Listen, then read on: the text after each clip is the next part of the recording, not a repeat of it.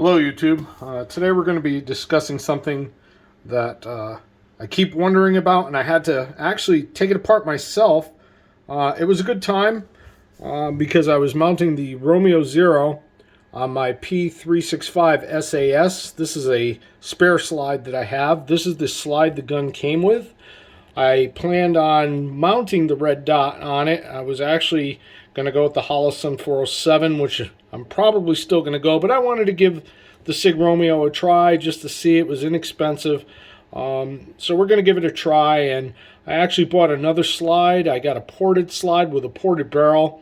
Got it for a pretty decent price, about half of what people were paying for them on eBay. They were going for up to $460. I picked mine up for under $230. It was kind of funny because when I got the email, I was the only bidder, and every other one had 20, 30 bidders. But you know, that was a little odd, something in their algorithm. But regardless, we're going to be talking about something completely different today, and this is what I was wondering.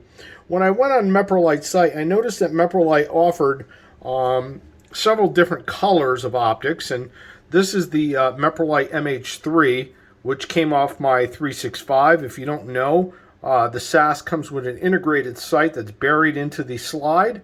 There's basically a cutout here, which I could show you.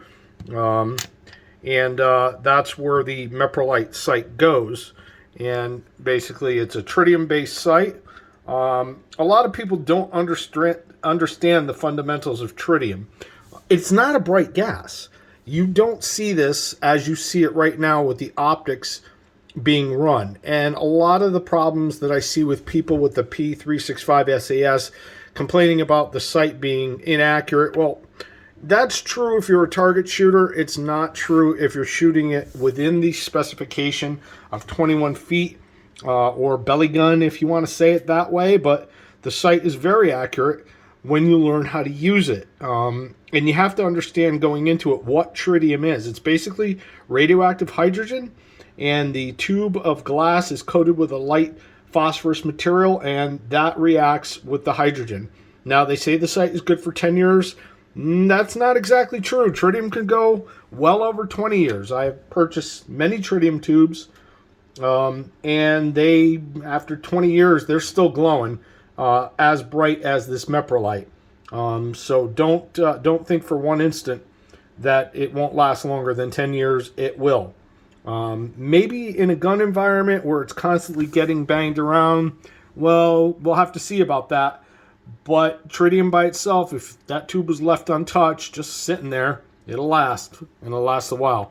Now, one of the things you got to understand about tritium, when you look through this sight right now, you're going to see how bright that is, and that's very bright, and that's mostly because of the fact that the light's on behind it.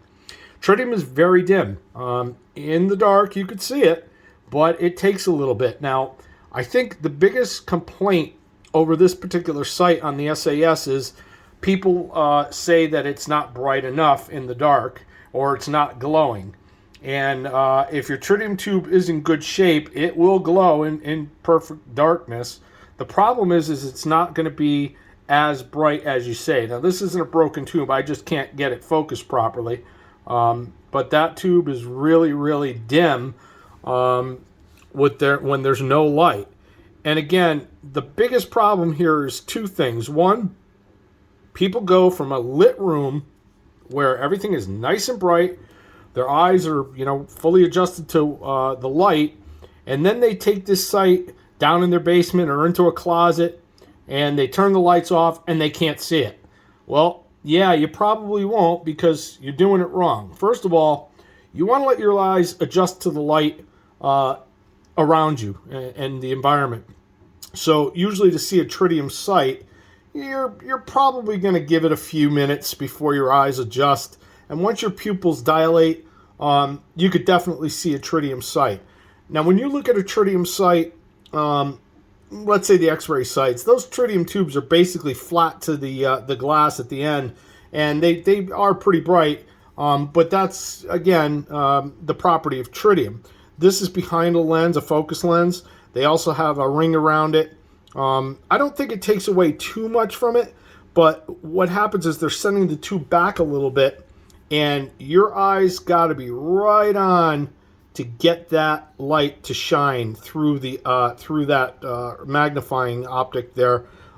If you're not dead center on, if you don't present your gun properly, you might not see the sight, because if you're just a millimeter off, that sight is not going to show you where you want to be.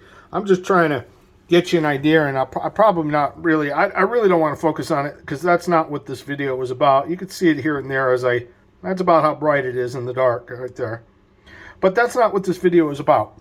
This video is about, let's see what this thing's made of. Now, what you don't want to do is, you don't obviously want to break the tritium vial because there's radioactive gas in it, but that thing is so minute. It's like 60 microcuries. It's so minute that you really don't have to worry about it. If you broke it and there's airflow in the room, well, yeah. I mean, you get a little radioactivity in the air. How much? Pfft, not very much. If you're smoking, on the other hand, that's where you got a huge problem. Tritium is 10,000 times more dangerous when it's burned than when it's not. So if you were to drop the vial, it breaks, big deal. It's going to dissipate in a couple minutes. You don't want to just break it and sniff it. That can cause some serious problems. It does emit alpha. The gas emits beta in its natural form if it's released. Very little gamma in the gas. However, in higher concentrations, obviously, there may be some background of gamma, beta, and of course alpha, which is stopped by your skin. But again, smoking around it, if you break that tube, you're pretty much screwed. You do not want to breathe it in through a cigarette. It will probably give you cancer. But that's not, again, what this is about. This is about, what can we do with this? How do we change the color? I see red out there. And if there's red out there, that means there's yellow, there's green, there's blue, there's white. Tritium comes in all different colors. Each one has a different intensity, but for the main purpose of this video, we're looking at one thing. Nobody on YouTube has taken this apart yet. So I am here to take a look at how this thing was put together, because nobody actually really showed you. Now, if you look, guess what we got there? We got a couple of hex heads. I think they're 2.5s, maybe a little bit more, maybe a 3 or 4, but I believe they're 2.5s. But the wrench fits right in there, and you obviously could see the screw, how long it is going into the aluminum. And this completely unscrews, and you could take this apart. Now, what I need to do is, I need to pull this vial out, see how long the vial is, and what the diameter is. I'm assuming this is probably going to be a 2mm vial, and if I had to guess, it's probably a 2x6. They probably use a really small tube. But again, on eBay, you can get much bigger tubes. You may have to modify this retainer pin here that's going through, and I'm assuming right in the middle here, there's going to be a tube, a hole, and I bet you if you take out these two screws, this plastic pin, tip it up, and that tube is going to fall right out, and you have access to change the color of the tube. You have the ability to remove the tube, which you're not really going to want to do, but you definitely have the ability to change the color of the tube. And if you go on eBay, you'll find every spectrum of the rainbow on there. So if you don't like the green, if you want a different color, you could change it.